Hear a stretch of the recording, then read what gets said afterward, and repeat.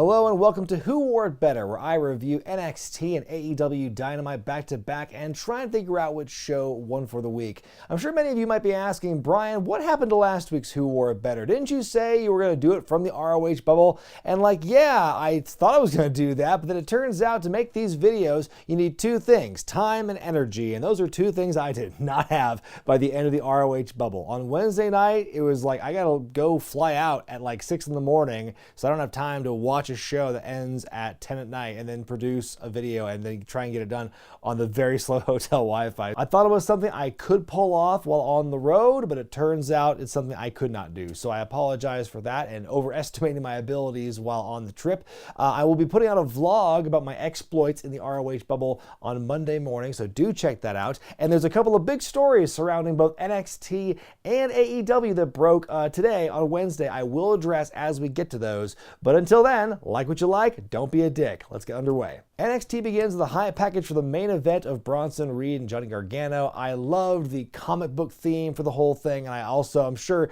very fitting for the huge comic book nerd that is Gargano. Opening match is Zoey Stark versus Toni Storm in a grudge match. Zoey flying around early on, but Toni takes over fairly quickly, crushing Zoey's head against the steps with her hips. The finish is just really impressive. Well, first of all, Zoey kicks out of the Storm Zero, which is impressive in and of itself, but then Zoey follows up, or Toni, I should say, follows up with, I don't know what the hell it was at first. I had to do some research. Apparently, Dean Allmark is taking credit for this as someone who trained Toni Storm. It was a version of the Ruby Cutter with a different kind of into a DDT. It looked crazy and scary. I'd never seen that move done before. Thought it was a great finish to a pretty good match. I think, Zoey Stark unfortunately is in that point now where I think she had a lot of big wins early on, and now she's taken L's in all these rivalries kind of henceforth. So hopefully we'll see. I've been saying this, I think that they built her up too strong too soon, and now she's kind of this funk where she's losing a lot of big matches, but hopefully that'll turn around soon. Oh, one more thing after this, the lights cut out. Frankie Monet shows up on stage and advertises her in-ring debut is happening next week, so looking forward to that. We get an interview with Raul Mendoza and Joaquin Wilde. They want a shot at MSK and the tag titles, and suddenly Tommaso Ciampa and Timothy Thatcher show up and challenge them to a match, and Thatcher practicing his Spanish by saying the cat has no shoes, and they make the match right there. We'll be seeing that later on in the night. Then outside the building, we see from earlier in the day, Cameron Grimes pulling up in his Rolls Royce, and Jake Atlas makes a mocking statement about him and Ted DiBiase, and Cameron takes that to heart and basically challenges him to a match that he's going to whoop that ass later in the night, so we'll see what happens. Then elsewhere, at a spa, we see the new women's tag champions, Candice LeRae and Indy Hartwell, just soaking in, winning the belts and just kind of taking it easy this week, and there's a point where Indy's like, I'm so glad that you helped me get my mind off Dexter Lumis. What a loser. And predictably, as she's saying that, we pan up to reveal that the person giving her a massage is Dexter Lumis, but she can't see it because of the cucumber slices and everything, and he takes that, he gets kind of upset about that, and he sulks off from the shot and everything. So we'll see more from Indy and Candice as the show goes on, but that was pretty entertaining. We get Prime Target, a special video package for the Finn Balor Karrion Kross match next week, and as always, the Prime Target packages are always just money material. And then we see Cameron Grimes taking on Jake Atlas up next. Beforehand, though, Cameron Grimes is like, I want to show you all the real Ted DiBiase, and so they play this montage of all these embarrassing moments for Ted over the years in the WWF where he'd get beat up or get slopped, and that only emboldens the fans, though, because they start chanting, well, no, not they. I think it's whatever button they pushed in the control booth, because this very, very canned DiBiase chant plays, and just Cameron cannot believe it. I mean, if you want to make DiBiase look bad, there's some other real-world stuff you can draw from, is all I'm saying. The match begins with some pretty good athleticism there, but a few minutes in, Ted DiBiase himself actually rolls up in a big limo to the CWC. His music plays, he gets on stage, and Grimes is distracted to the point where Atlas capitalizes and rolls him up to win the match. And so then afterward, Grimes follows DiBiase back up the ramp, out the door to the limo, and I love he's trying to pull open the door and it's unlocked, and he's clearly trying to push it and keep it in place while he's jamming, pulling on the handle and stuff.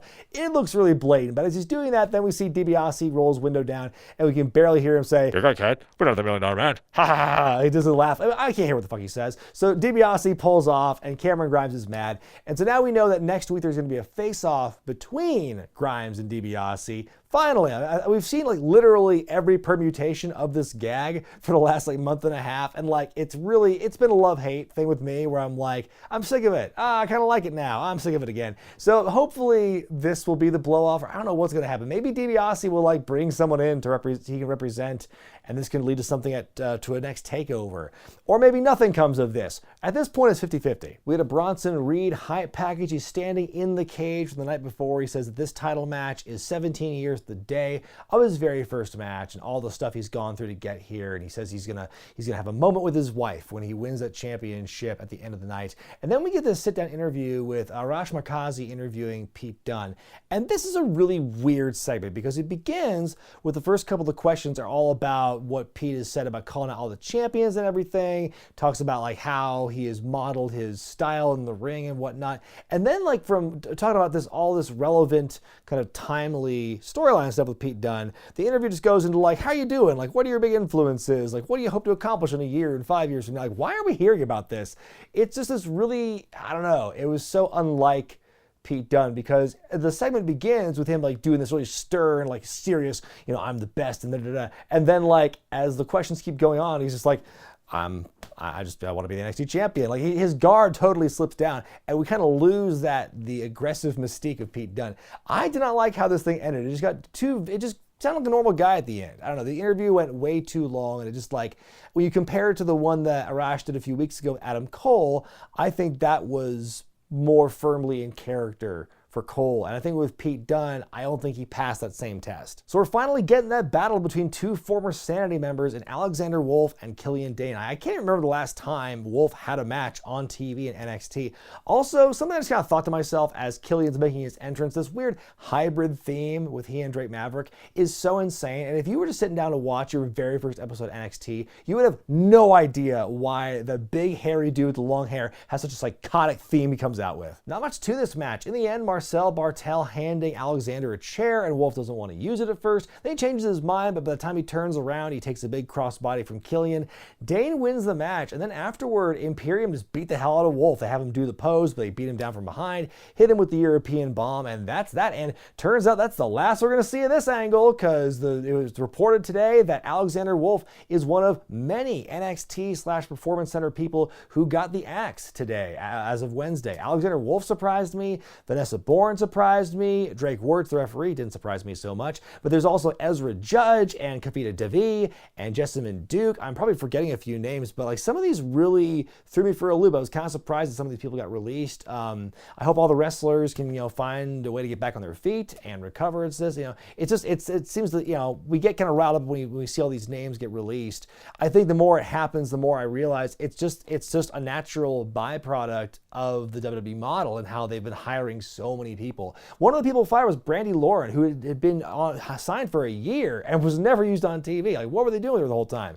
So it just seems like they hoard so much talent. It is a natural byproduct of that philosophy, that hiring practice, to then have to just kind of slough off all these extra names after doing nothing with them, or little to nothing with them in some cases. So it sucks, and it's just kind of, it's just the nature of how WWE does things. And hopefully, again, the wrestlers who are released will find a way to recover. Dakota Kai and Raquel Gonzalez interviewed backstage, talking some trash about Mercedes Martinez and the title match that she and Raquel had last week. Everrise show up, and they once again plug their social media show, Everrise Live, and we saw someone in the background holding a sign over the monitor, and then Raquel smacking Matt Martel to end the segment. I'm really enjoying Everrise and their brand of humor here on NXT so far, walking in with the coffee mugs and everything, and it's kind of like just bantering. I love their cadence. It works for me. Then up next, Legado del Fantasma take on T-Thatch and Ciampa. I love how Timothy and Tommaso are wearing matching jackets now. That's how you know the bond has truly formed. And if you're wrestling Thatcher and Ciampa, you know there's gonna be a lot of snug strikes and whatnot. Mendoza gets his nose busted early in the match here. Very bloody here. It's a very good match, but at a crucial moment, GYV attacked Ciampa and they slam him down on the apron, and that allows Legado del Fantasma to pick up the win, and we find out they're going to be challenging MSK for the tag belts very soon. You know, I get why they did it that way, to further build things with Ciampa and Thatcher and Grizzled Young Veterans, and I get that. It's just disappointing. The fan in me loved that match, and the finish was like, put a bit of a damper on it. Bobby Fish is back cutting a backstage interview. Last week he showed back up after being gone for a long time with an injury. He kind of yelled, chatted at Kyle O'Reilly for a bit after saving him before going on his way. He basically says he wants a piece of Pete Dunne as revenge for that injury, so he's coming for Pete Dunne. And then back at the spa, we see the conclusion of this little skit here where Candice and Indy are about to leave, but Candice's card is declined and it's traced back to a flower purchase or a florist purchase 3 weeks ago. And so Indy immediately puts 2 and 2 together and realizes that, what she realizes is not that, Candice and Johnny have been like doing this like to play with my emotions this whole time. It's that Loomis clearly still loves me. And so then she runs off and she's very excited about that.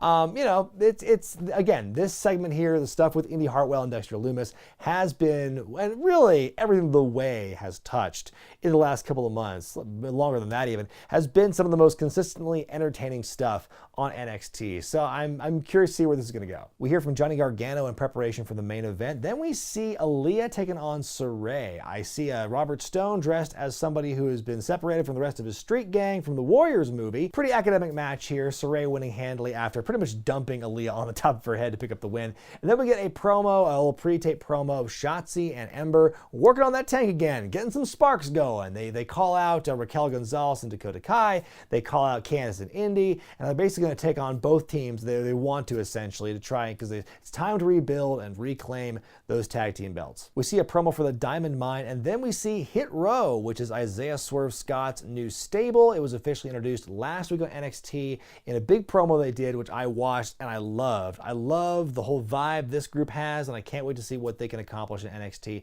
Ashanti the Adonis and Top Dollar, the big guy, they are wrestling Tony Nese and Arya Daivari here, and they just crush their competition. Top Dollar specifically, throwing the two of them around like there's nothing. Hitting a suplex out of a fireman's carry is the finisher here, and so Hit Row win, and then they all talk at the end. They all have their lines, and Swerve at the end saying basically he's coming for the winner of the North American title match in the main event. So yeah, good first couple of weeks for Hit Row. I mean, after the big grudge match with Leon Ruff, which kind of established this group, and then the promo they had last week, and then this first match of theirs, yeah, I think they're definitely hitting all the right points in building this new stable and making them look like a serious contender. Backstage, Willie Reeves has got some announcements involving MSK versus LDF for the tag titles in 2 weeks, as well as Shotzi Blackheart and Ember Moon versus Raquel Gonzalez and Dakota Kai next week. Our main event's the cage match for the North American Championship as Johnny Gargano defends against Bronson Reed once again, and what they're kind of billing as Reed's last chance to beat Gargano for the gold. Austin Theory is on the outside, helping out where he can. He climbs the outside of the wall to distract Bronson at one point, and then he and Johnny do kind of like a double smash on either end of Reed against the wall. There's an incredible jumping sunset flip that Gargano does to Reed off the wall. The bump that Reed takes is big too. It's just really crazy match this one is. Reed taking a poison Rana as well at one point. I mean, they're really just like doing all the big spots here. Reed with a top rope powerbomb on Gargano, then 2 giant splashes, one to the back and one from the top rope to the normal orientation to win the match. And Reed emphatically wins and becomes a new North American champion, which I'm really stoked for. I think the way they've been building him up the last few months, even though he's been losing some of those matches with Gargano, him chasing it's been done really well, and I think that Reed is one of those guys who's just really been built very well for the last like 6 or 7 months on NXT, and so it's very satisfying to see him get this moment here and get the win. That being said, my grade for NXT this week is a B. I really enjoyed most of the matches they had on the show this week, in particular Zoe Stark and Toni Storm. LDF versus Ciampa and Thatcher I thought was good. I'm disappointed in the finish being dirty, even though I get from a storyline perspective why they did that. And then of course the main event, the build for the main event, the hype for it was great. Again, the comic book stylings of it was fun, and the main event was great as well. And just seeing the new champion being crowned was a fun way to end the show. On we go to AEW, but there's the big news that dropped on Wednesday about how beginning in January of 2022, Dynamite's going to move from TNT to TBS, and that's in favor of the NHL going to TNT. And then you've got a new one-hour show called Rampage that's going to debut on TNT, as Dynamite goes to TBS. And there's going to be 4 super shows quarterly in the year of 2022. And you know what, as far as like how I feel about it, I don't really have an opinion either way. I think it's good for them because in the end, some people think of them going to TBS, Dynamite moving to TBS, some kind of demotion.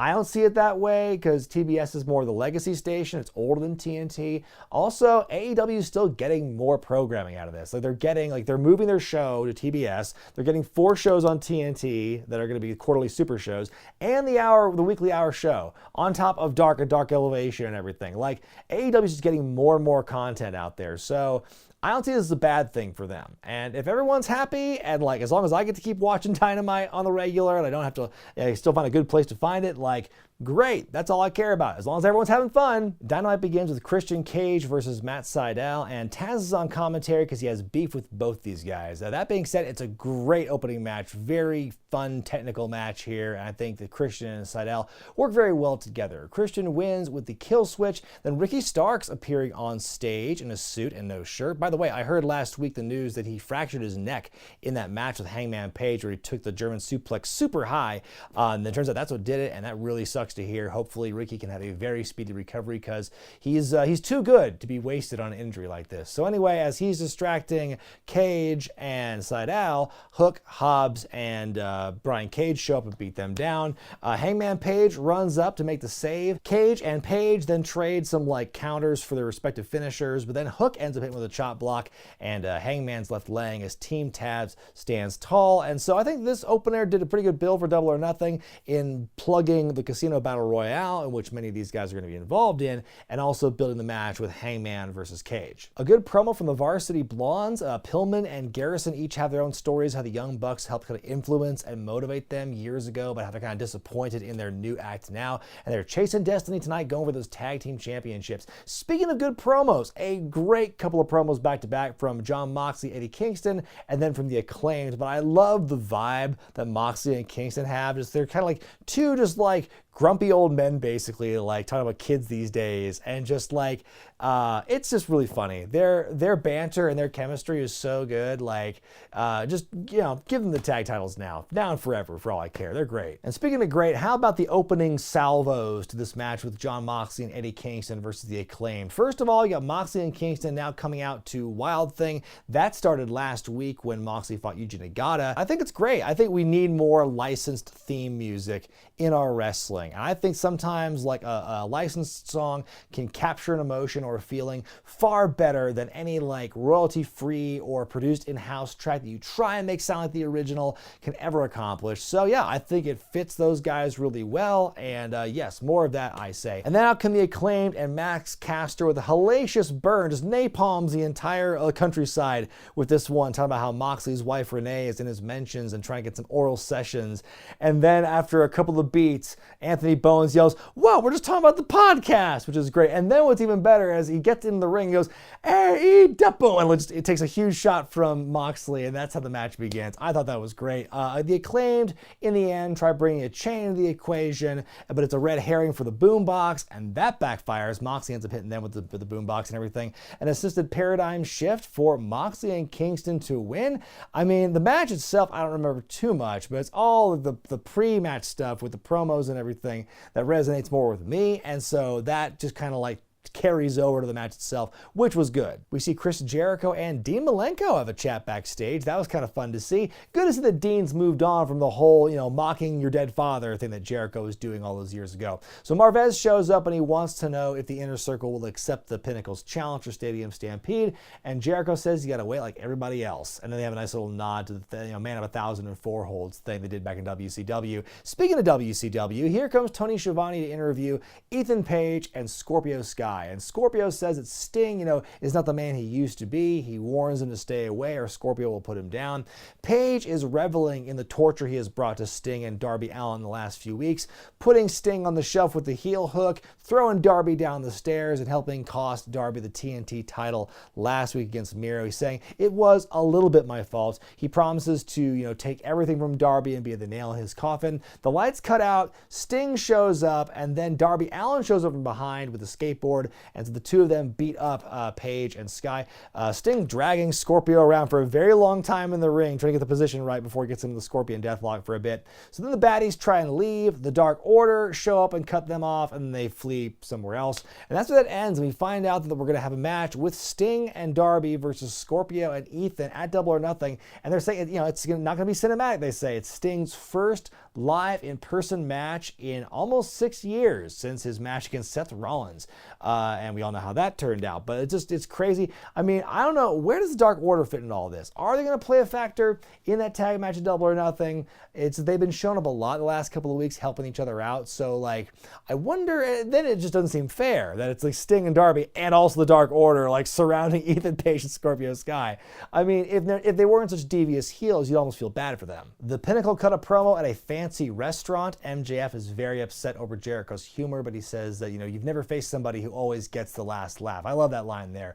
And then Dax Harwood talking about, how Jericho's been a mockery of wrestling and how this Stadium Stampede will not be an SNL skit, like he says. Meanwhile, Sean Spears just straight up assaults a waiter for not getting his drink. And then, they wrap it up. MJF saying that the Stadium Stampede will be the Inner Circle's last match. Good stuff overall, and I'm surprised they got all that done in one take. Dr. Britt Baker's henchwoman Rebel, not Reba, takes on Hikaru Shida in non-title action up next. The crutch is gone. She's hopping around on both legs. The leg seems to be fine for Rebel here, but it's pretty academic. At one point, even Shida tries to mock Britt Baker by pulling out the one glove and getting the lockjaw attempted.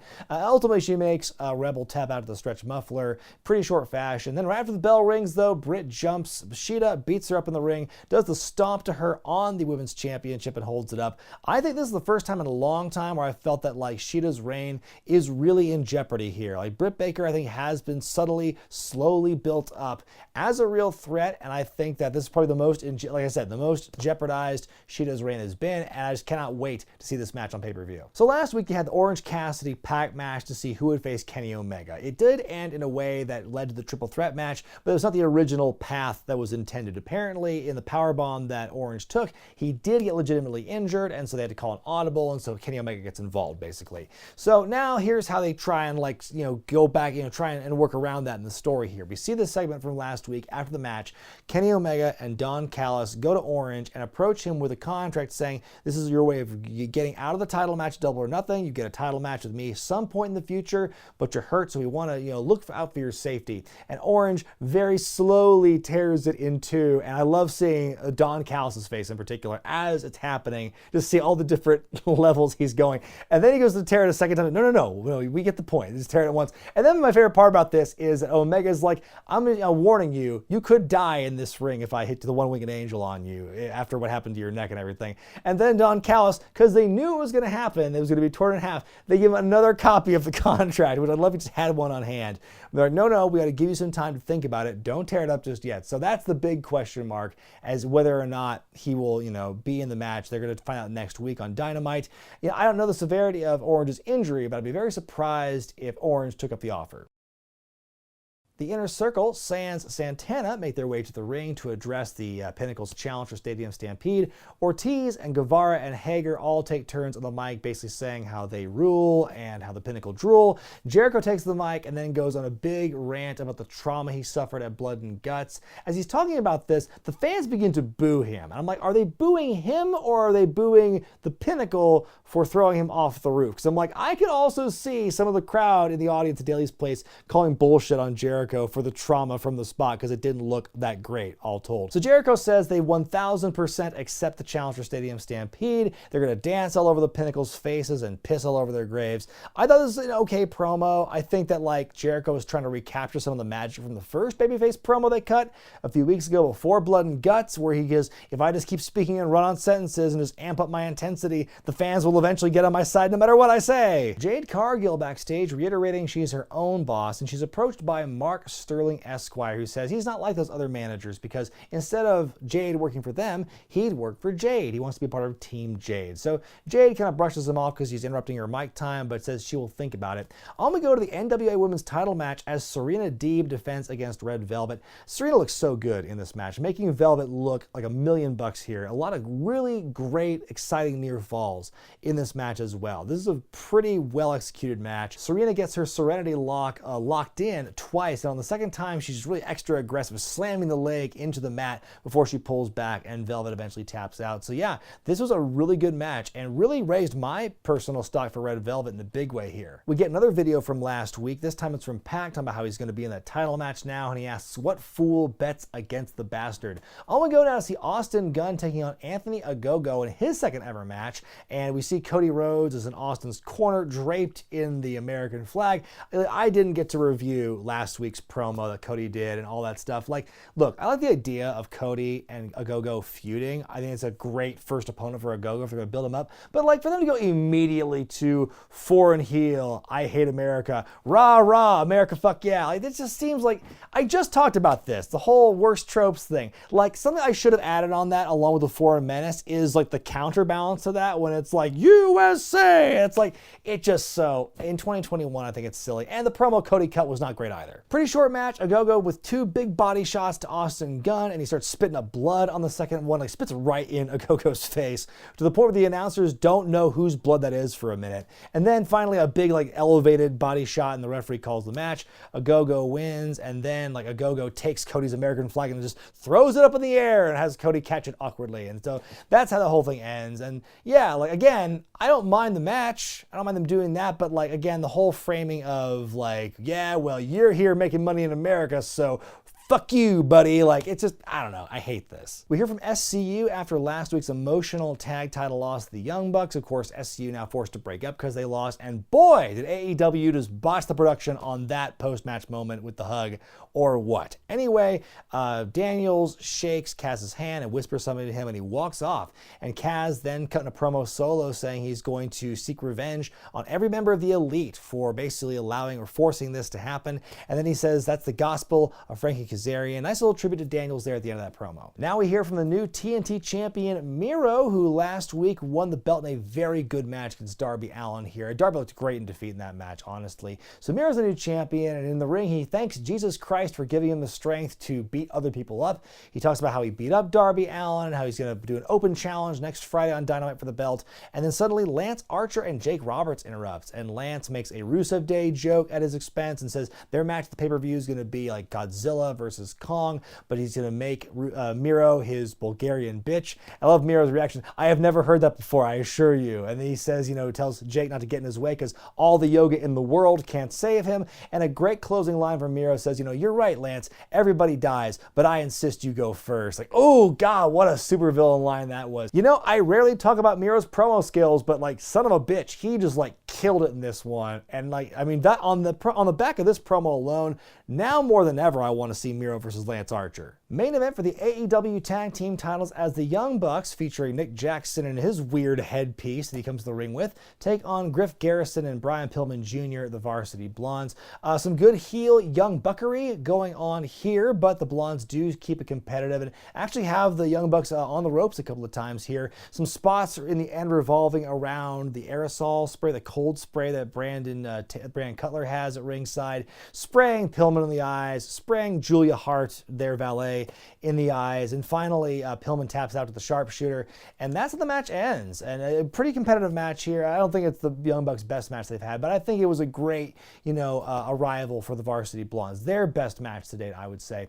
Afterward, the Bucks are celebrating, but then Jon Moxley and Eddie Kingston show up. They has fight. They each make the Jacksons pass out to their respective holds. And they steal their shoes, do Kingston and Moxley. And that's how we also find out officially now they're going to challenge the Bucks for the tag titles at Double or Nothing. Like I said, give them the belts now. Make them hold them for a very long time because I love the dynamic of that team. That's how the show ends. I think it was a solid show. I really enjoyed the opener with Cage and Seidel. I like the stuff, the promo work with Moxley and Kingston and the Acclaimed. That resonates. I remember it a lot more than the action itself. Deeb versus Velvet was a great match, and really, I hope changes people's perceptions or helps build to change the perception of the women's division in AEW. Because like 7 months ago, a lot of people, myself included, thought that it was not a great strength of AEW's was their women's roster. It wasn't very deep. They weren't really putting focus on the champion, for example. But I think that what we saw tonight, not just the Shida Rebel match, but specifically Deeb and Velvet, I think it really shows that the women's division